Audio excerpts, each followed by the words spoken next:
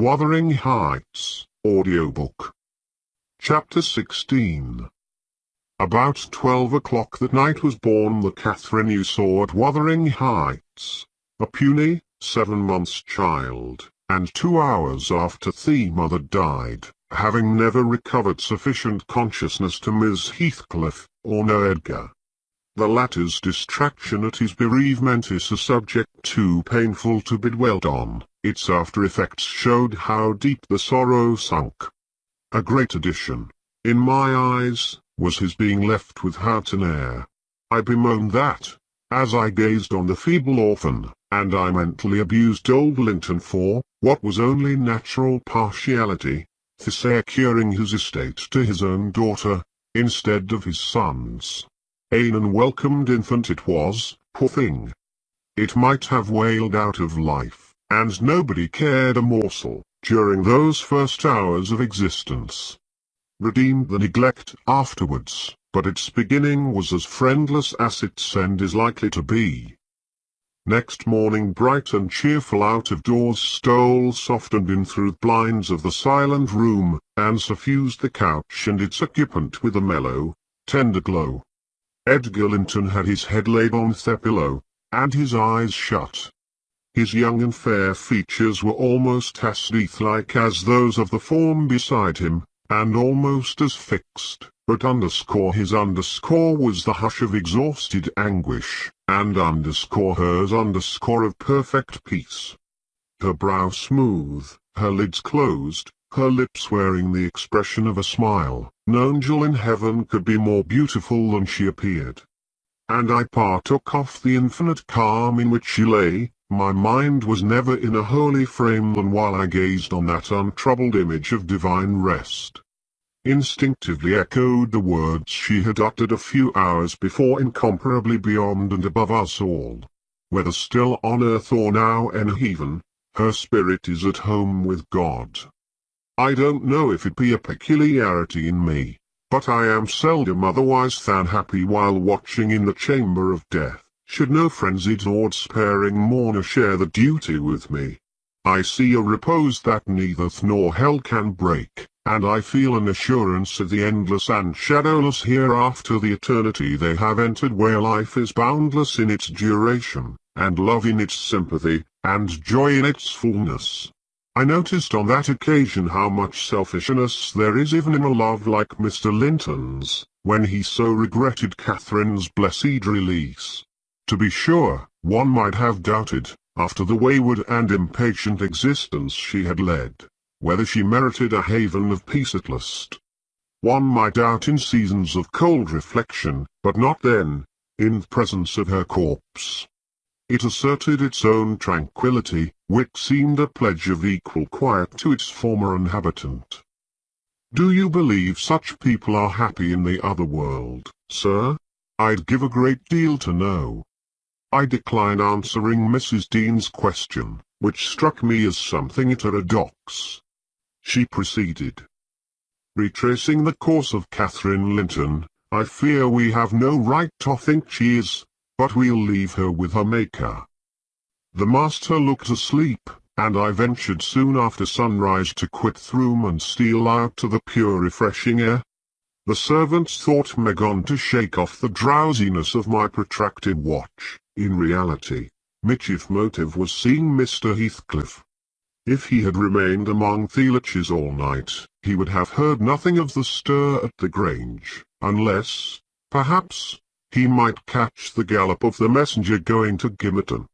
If he had come nearer, he would probably be aware, from the lights flitting to and fro, and the opening and shutting of the outer doors, that all was not right within.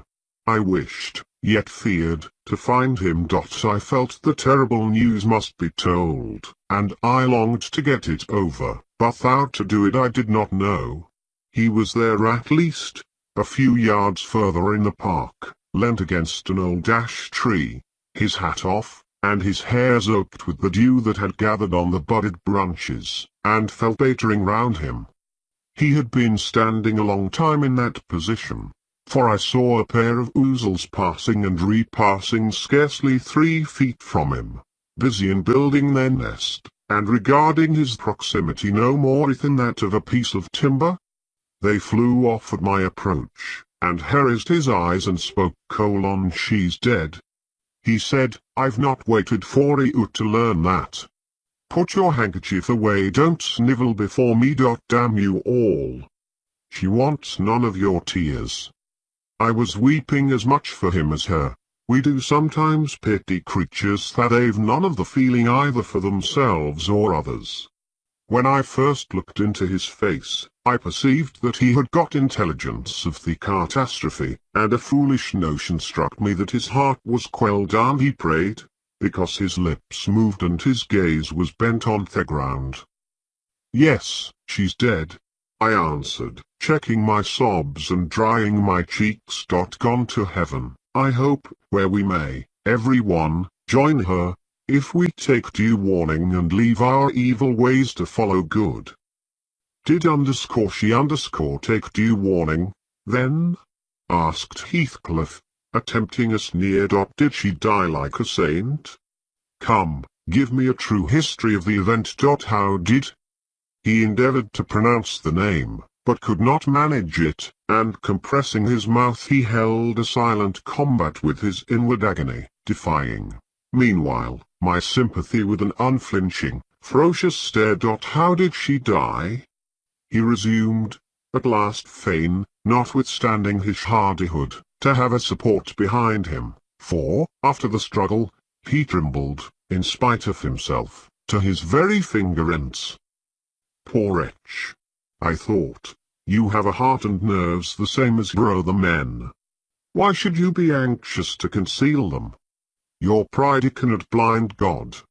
You tempt him to wring them, till he forces a cry of humiliation.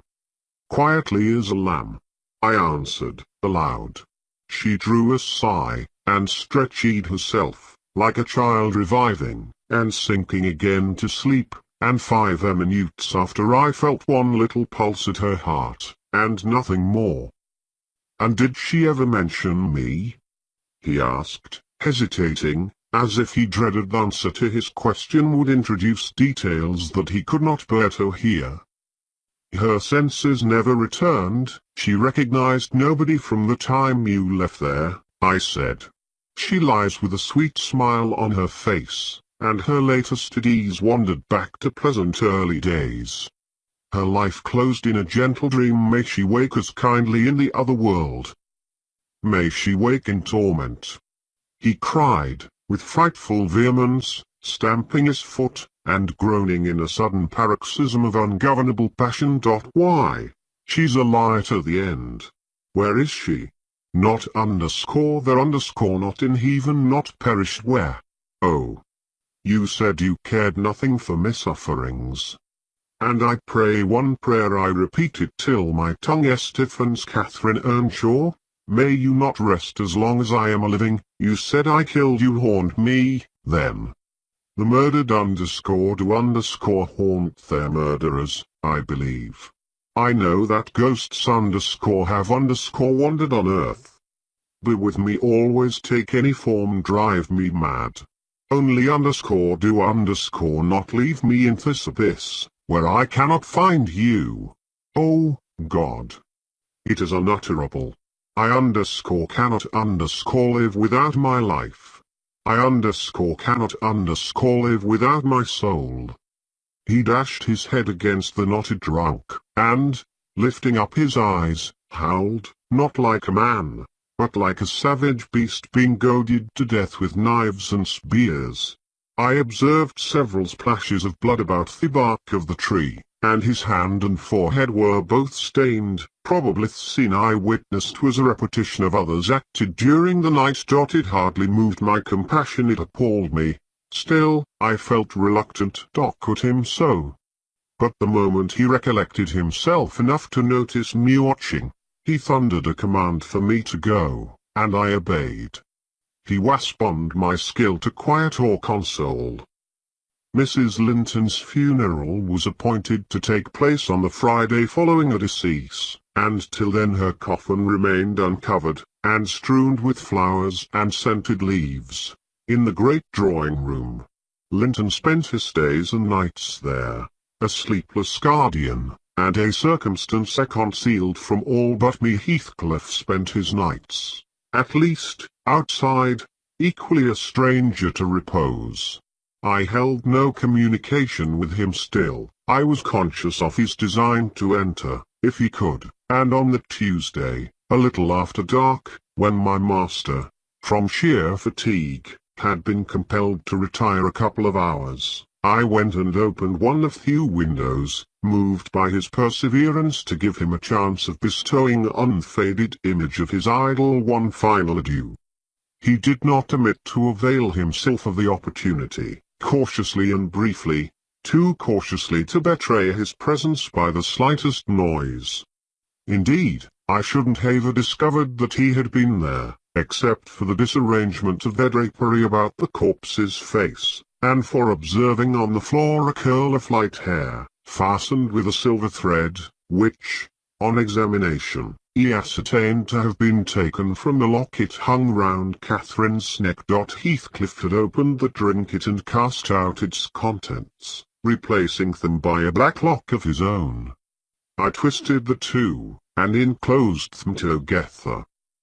Mr Earnshaw was, of course, invited to attend the remains of his sister to the grave. He sent no excuse, but he never came, so that, besides her husband, the mourners were wholly composed of tenants and servants. Isabella was not asked. The place of Catherine's interment, to the surprise of the villagers, was neither in the chapel under the carved monument of the Lintons, nor yet be the tombs of her own relations, outside. It was dug on a green slope near corner of the kirkyard, where the wall is so low that heath and mulberry plants have climbed over it from the moor, and peat mould moss buries it.